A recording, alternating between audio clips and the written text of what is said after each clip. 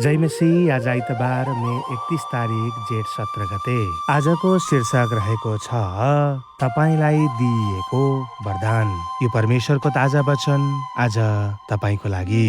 प्रियहरू, के तपाईँलाई थाहा छ म तपाईँको बारेमा के मन पराउँछु? तपाईँको डिएनएमा नै फरक प्रेरणा र क्षमताहरू जडित छन्। तपाईँले जीवनका फरक अनुभवहरू पार गर्नुभएको छ, जसले तपाईँलाई तपाईँ जुन व्यक्ति हुनुहुन्छ त्यो बनाएको छ।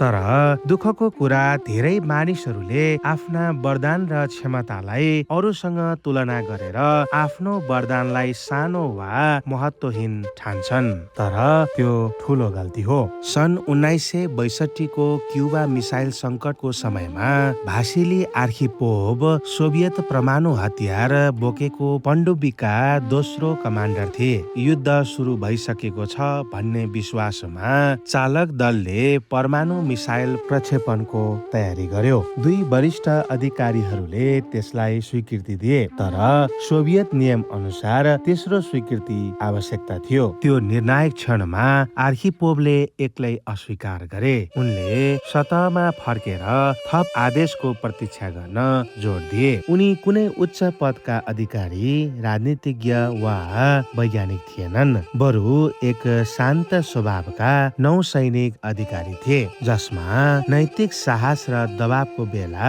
शान्त रहने असाधारण क्षमता थियो। केहीले उनको संयमलाई कमजोरी ठाने पनि त्यही संयमताले संसारलाई विनाशबाट जोगायो। 1 पत्रुस 4:10 पदमा यसरी लेखिएको छ, परमेश्वरले तपाईलाई विभिन्न तरिकाले आफ्नो अनुग्रह दिनुभएको छ। त्यसैले असल सेवकहरू झैं बनेर उहाँले दिनुभएको जुनसुकै वरदानलाई एक अर्काको भलाइका लागि प्रयोग गर्नुहोस्। कल्पना गर्नुहोस्, तपाईँ त्यही पनडुब्बीमा भासिली हुनुहुन्छ।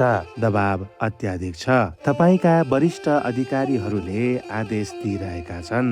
त्यस्तो अवस्थामा तपाईको शान्त रहने क्षमता कति महत्त्वपूर्ण देखिन्छ।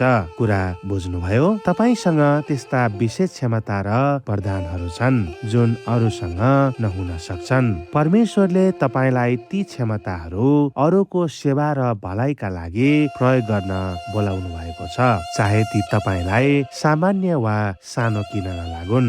प्रिय मित्रहरू, हामीलाई तपाईँ चाहिन्छ। त्यसैले तपाईले पाएको आशिष अरूसँग पनि बाँड्नुहोस्। परमेश्वरको ताजा वचन आज केवल तपाईको निम्ति। आजको दिन तपाईको आशिषित रहोस्। परमेश्वरले तपाईलाई प्रशस्त आशिष दिउन्। जय मसीह।